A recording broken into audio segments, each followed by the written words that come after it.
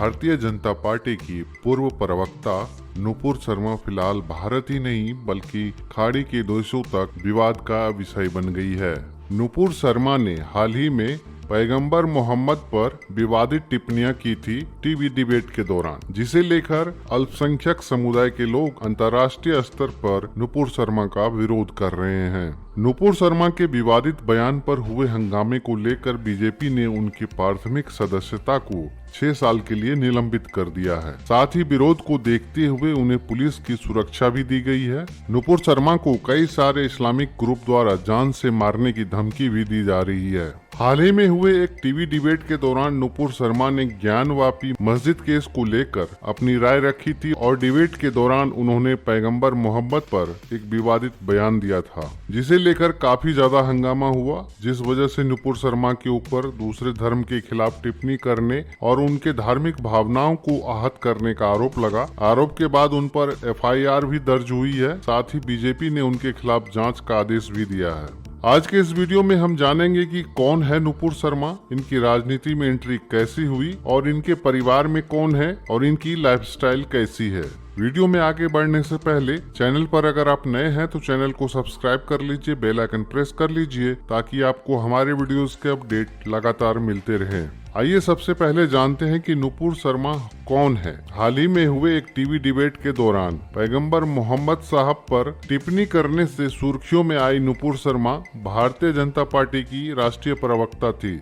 Nupur Sharma Bharatiya Janata party के युवा शाखा भारतीय जनता युवा मोर्चा का प्रमुख चेहरा भी थी। इन्होंने पार्टी के हित में अपना पूरा सहयोग दिया है और यह बीजेपी की एक प्रखर वक्ता मानी जाती है। नुपुर शर्मा का जन्म कब हुआ और कहां हुआ? भारत की जानी मानी राजनीतिक नुपुर शर्मा का जन्म राजधानी दिल्ली में 23 अप्रैल 1985 को हुआ था।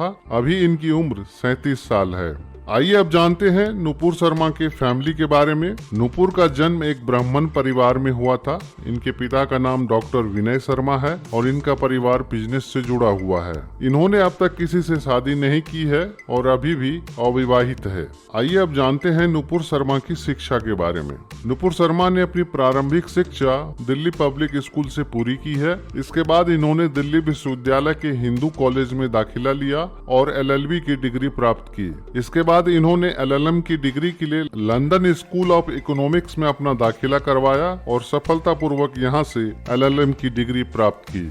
आइए अब जानते हैं नुपुर शर्मा के राजनीतिक करियर के बारे में। नुपुर बचपन से ही बड़ी होशियार और तेज तर्रार लड़की थी। बचपन से ही पढ़ाई में भी काफी आगे थी और पढ़ाई के दौरान ही इनकी रुचि राजनीति में आ गई थी और इसी के फलस्वरूप इन्होंने अपने कॉलेज के दिनों में ही राजनीति की बातें करना शुरू कर दिया था। अपने कॉलेज के दिनों से ही ये अखिल भारतीय विद्यार्थी परिषद में एक एक्टिव मेंबर के रूप में शामिल हुई थी। अखिल भारतीय विद्यार्थी परिषद के टिकट पर वे दिल्ली विश्वविद्यालय के छात्र संघ के अध्यक्ष के रूप में भी चुनी गई थी। Nupur Sharma teach for India की यूथ एम्बेसडर भी रह चुकी है। नुपुर भारतीय जनता पार्टी की राष्ट्रीय प्रवक्ता भी रह चुकी है और इन्होंने बीजेपी के विचारों का प्रतिनिधित्व करने के लिए मीडिया के कई बहसों में हिस्सा लिया था। इन्होंने भारतीय जनता पार्टी में कई सारे महत्वपूर्ण पदों को भी संभाला है। हाल के दिनों में ये बीजेपी की तरफ से टीवी डिबेट्स में मुख्य चेहरा हुआ करती थी। दिल्ली विधानसभा चुनाव में भी एक उम्मीदवार के रूप में खड़ी हुई थी नुपुर शर्मा। तो आइए इसके बारे में जानते हैं। साल 2015 में दिल्ली के विधानसभा चुनाव में नुपुर ने राजनीति में अपना कदम आगे बढ़ाने का फैसला किया।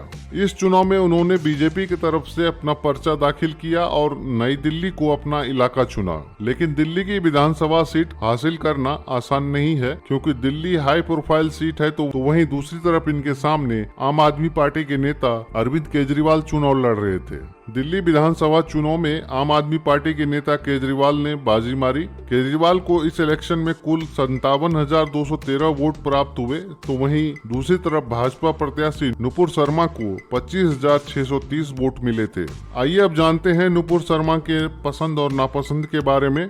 नुपुर शर्मा खुले विचारों की रही है। इन्हें बचपन से ही राजनीति में रुचि थी। हालांकि राजनीति के साथ ही इनकी रुचि लेखन में भी है और ये काफी अच्छा लेख भी लिखती है। इन्हें देश विदेश में घूमने का भी काफी शौक है। इन्हें पढ़ने लिखने का भी शौक है। इन्हें अपने विचारों को दूसरे के सामने प्रकट करना भी काफी अच्छा लगता है। साल 2009 में गणतंत्र दिवस के अवसर पर ये टाइम्स ऑफ इंडिया की गेस्ट संपादिका भी रह चुकी है। आइए जानते हैं अब नुपुर शर्मा से रिलेटेड कुछ विवादों के बारे में, कंट्रोवर्सीज के बारे में। सोशल मीडिया प्लेटफॉर्म पर पैगंबर मोहम्मद पर उनका एक विवादित बयान काफी ज्यादा वायरल हुआ, जिसके बाद से नुपुर काफी ज्यादा सुर्खियों में आ गई। टाइम्स नाउ चैनल पर डिबेट में बात करते हुए उन्होंने इस्लाम और पैगंबर मोहम्मद पर विवादित बयान दिया था, जिसके बाद से सोशल मीडिया साइट ट्विटर पर #अरेस्ट नुपुर शर्मा का काफी ट्रेंड चला था। नुपुर ने इस मामले को लेकर ट्विटर पर ट्वीट किया कि वायरल वीडियो एडिटेड है, जिसे एक तथाकथित फैक्ट चेकर है जो मेरे डिबेट वीडियो को एडिट करके मामले को बिगाड़ने की कोशिश कर रहा है। इसी कारण से मुझे जान से मारने की धमकियां भी मिल रही है। मैं इस पूरे मामले का आरोपी ऑल्ट न्यूज के मालिक मोहम्मद जुबैर को ठहरा रही हूं। यदि मेरे परिवार वालों को किसी भी तरह का नुकसान होता है तो इसकी जिम्मेदारी ऑल्ट न्यूज के मालिक की होगी। नुपुर शर्मा ने ट्वीट में दिल्ली कमिश्नर को टैग करके इस मामले की पूरी शिकायत की थी। आइए अब बात करते हैं नुपुर शर्मा के नेटवर्थ के बारे में। भारतीय जनता पार्टी में राष्ट्रीय प्रवक्ता रही नुपुर शर्मा का नेटवर्थ फिलहाल $1.5 मिलियन है।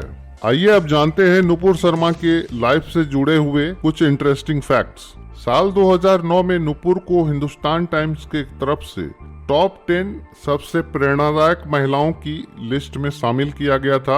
अमेरिका में 2012 के Indo Pak American council of young political leader शिखर सम्मेलन के लिए नुपुर को भारत और भाजपा के प्रतिनिधिमंडल का सदस्य बनाया गया था।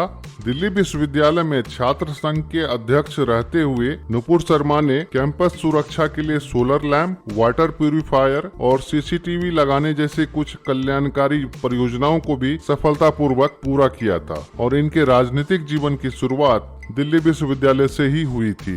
तो दोस्तों, ये थी पूरी बायोग्राफी नुपुर शर्मा की, जो फिलहाल वायरल चल रही है। और ये भाजपा की प्रखर नेता हुआ करती थी। अभी तो इनको सस्पेंड कर दिया गया है भाजपा से। आशा करता हूँ कि इस वीडियो में दी गई जानकारी आपको पसंद आई होगी। फिलहाल इस वीडियो में बस इतना ही। अगर ये वीडियो पसंद आया है तो लाइक करें, शेयर करें और कमेंट करें। और अगर आप हमारे चैनल पर नए हैं तो चैनल को सब्सक्राइब करके बेल आइकन को प्रेस कर लें, ताकि आपको हमारे वीडियोस के अपडेट लगातार मिलते रहें। मिलते हैं किसी और वीडियो में किसी और नई इंटरेस्टिंग स्टोरीज के साथ। नमस्कार।